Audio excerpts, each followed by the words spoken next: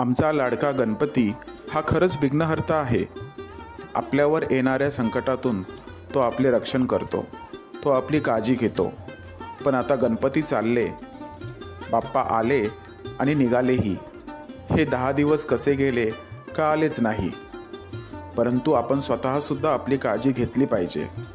या 10 दिवसात आपण मोदक, लाडू व बत्ताशांचा भरपूर आस्वाद घेतला. परंतु त्यासोबत आता संतुलित आहार घेऊन स्वतःच्या आरोग्याची काळजी घ्या. नियमितपणे व्यायाम आणि योगासने करून निरोगी राहा. फळभाज्या, कडधान्य, फळांचा समावेश आपल्या आहारात असू द्या.